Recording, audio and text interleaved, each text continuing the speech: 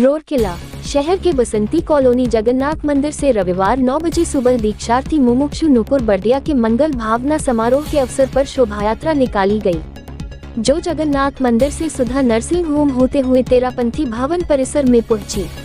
भवन परिसर में पहुंचे के बाद समनी निर्देशिका कमल प्रज्ञा जी, समनी करुणा प्रज्ञा जी, समनी सुमन प्रज्ञा जी के सानिध्य में सुबह 10 बजे समनी जी के नमस्कार महामंत्र के उच्चारण से हुआ।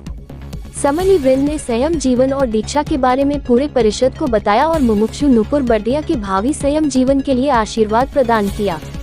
सभा के अध्यक्ष श्री रूपचंद बोत्रा, निवर्तमान अध्यक्ष श्री छगन लाल जैन, महिला मंडल अध्यक्षा श्रीमती तरुलता वैद, युवक परिषद के अध्यक्ष श्री मिलन दोषी, श्री मांगीलाल बोत्रा ने मुमुक्षु के प्रति अपनी मंगल भावना प्रेषित किया।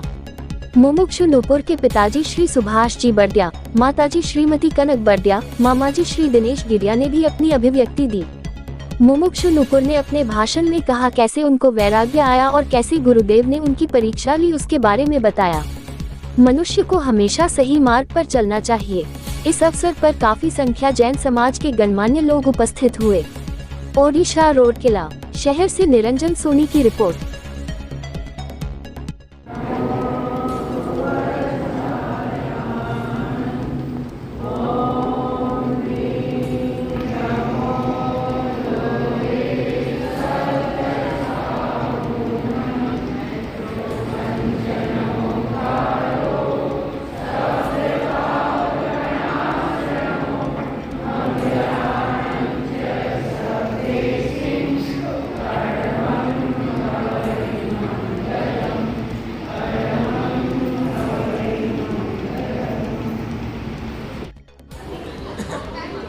आचार्य श्री महाश्रवण जी की सुशिष्या नुपुर मुमुक्षु नुपुर की दीक्षा होने वाली है और ये आज के युग के लिए एक बहुत बड़ा आदर्श है।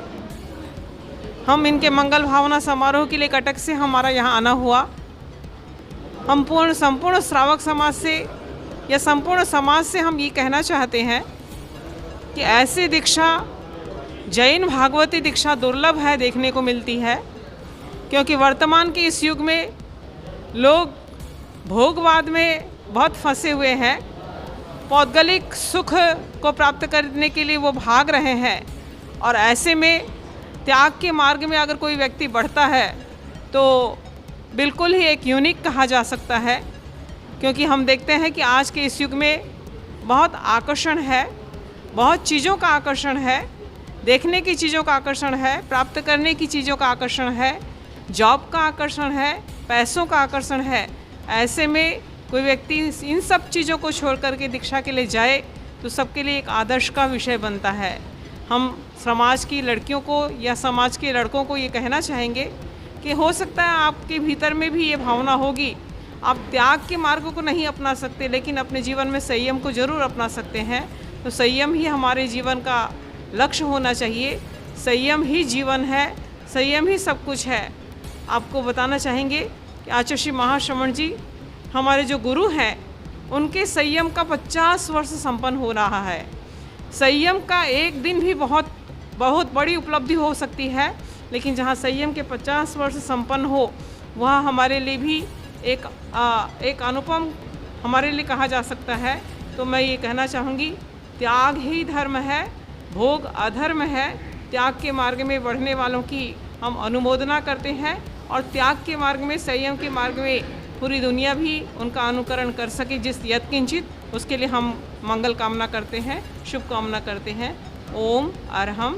मैं समणी कमल प्रज्ञा, समणी करुणा प्रज्ञा और समणी सुमन प्रज्ञा जी, हम तीनों ही समणी जी मुमुक्षु बहिन नुपुर के मंगल भावना समारोह के लिए हमारा कटक से आना हुआ है। तो हम सबके लिए शुभकामना करते हैं। ओम अरहम। ओम अरहम। मुमुक्षु नुपुर बर्दिया।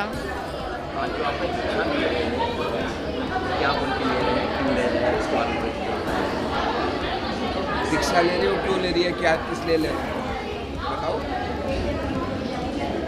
मैंने ये जाना कि ये जो मनुष्य जीवन है ये हमें बहुत मुश्किल से मिलता है, तो इस मनुष्य जीवन का कुछ सार निकालना चाहिए, इसे सार्थक बनाना चाहिए। इसे सार्थक बनाने के लिए एक ही ऐसा मार्ग दिखा, वो है त्याग का मार्ग। संयम का मार्ग, जहाँ रहकर इस मनुष्य जीवन को सफल बनाया जा सकता है और मुक्ति पाई जा सकती है, और कोई ऐसा मार्ग नहीं है जहाँ से मोक्ष पाया जा सके। इसलिए मैंने ये संयम का मार्ग चुना।